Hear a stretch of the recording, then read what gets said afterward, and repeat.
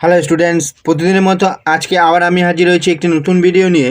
আজকে আমি আলোচনা করব six semester DSE history syllabus নিয়ে। তোমরা যারা আমার চ্যানেলে সাবস্ক্রাইব করে নিবে তাহলে সবার আগে নোটিফিকেশন তোমাদের কাছে পৌঁছে যাবে। সিক্স সেমিস্টার ডিএসসি হিস্টোরি সম্পূর্ণ বাংলায়, তোমাদের বোঝার সুবিধার্থে কিন্তু সিলেবাসটি সম্পূর্ণ বাংলায় করা হয়েছে। এখানে কি বলছে দেখে নাও একটু। বলছে আধুনিক ইউরোপের সমাজ ও অর্থনীতি। প্রথমে রয়েছে আধুনিক ইউরোপের সমাজ ও অর্থনীতি 1500 থেকে 1800 শতাব্দী। 1500 থেকে 1800 শতাব্দী বলছে। এখানে এক নম্বর বলছে ঐতিহাসিক প্রবণতা। এখানে বলছে এক নম্বরে ঐতিহাসিক প্রবণতা। তারপরে বলছে সামন্ত সংকট প্রধান স্ট্যান্ড।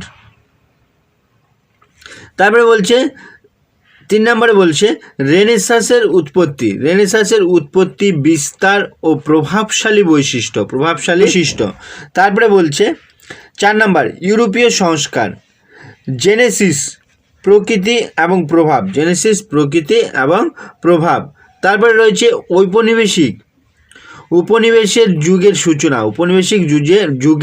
সূচনা। এখানে কি বলছে উদ্দেশ্য, খনি এবং বৃক্ষরোপণ। আর হচ্ছে আফ্রিকান দাস। তারপরে বলছে ষোড়শ শতাব্দীর অর্থনৈতিক উন্নয়ন। এখানে বলছে ভূমধ্যসাগর থেকে আটলান্টিকের অর্থনৈতিক ভারসাম্যের স্থানান্তর। তারপরে বলছে সামন্তবাদ থেকে বলতে হলো পুঁজিবাদের রূপান্তর। ইংল্যান্ডের শিল্প বিপ্লব। তারপরে বলছে হিস্ট্রি অফ নর্থ বেঙ্গল। যদি তোমরা আগের সিলেবাসটি না পড়তে চাও তাহলে তোমাদের জন্য কিন্তু অথবা দিয়ে আরেকটি সিলেবাস দেওয়া রয়েছে, সেটি হচ্ছে হিস্ট্রি অফ নর্থ বেঙ্গল, মানে নর্থ বেঙ্গলের ইতিহাস। এইখানে কি পড়তে হবে তোমাদের? উত্তরবঙ্গের ব্রিটিশ শাসনের বিজয় ও বিস্তার, উত্তরবঙ্গের দুর্ভিক্ষ 1770-এর দুর্ভিক্ষ।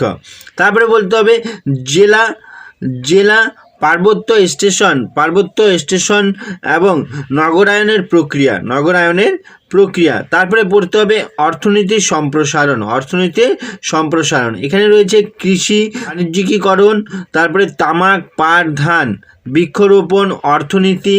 তারপরে হচ্ছে ব্যবসা বাণিজ্য, বনজ সম্পদের উপর নিয়ন্ত্রণ, বাণিজ্যিক পরিবহন এবং যোগাযোগ, এগুলো কিন্তু এর মধ্যে রয়েছে।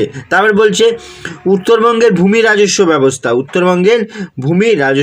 ব্যবস্থা। তারপরে বলছে ঔপনিবেশিক শাসনের শেষ পর্যন্ত জনসংখ্যার পরিবর্তন, ব্যবসায়িক সম্প্রসারণ, ইউরোপ এবং ভারতেরটাই শুধু পড়তে হবে।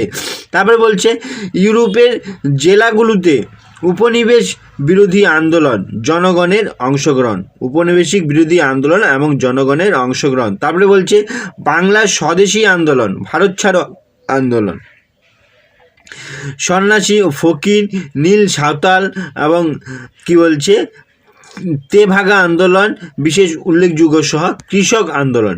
তারপরে পড়তে হবে উত্তরবঙ্গের বিশ্বব্যাপী অর্থনৈতিক মন্দার প্রভাব। তারপরে পড়তে হবে রাজবংশী ক্ষত্রিয় আন্দোলন এবং রায় সাহেবের পঞ্চানন বর্মার ভূমিকার উপর বিশেষ জোর দিয়ে জাতপাত আন্দোলন। তারপরে রয়েছে ঔপনিবেশিক উত্তরবঙ্গের শিক্ষা। তারপরে ইংরেজদের সাথে কুচবিহার রাজ্যের সম্পর্ক, ভারতের স্বাধীনতার পর কুচবিহারের একত্রীকরণ। তারপরে পড়তে হবে উত্তরবঙ্গের স্বাধীনতা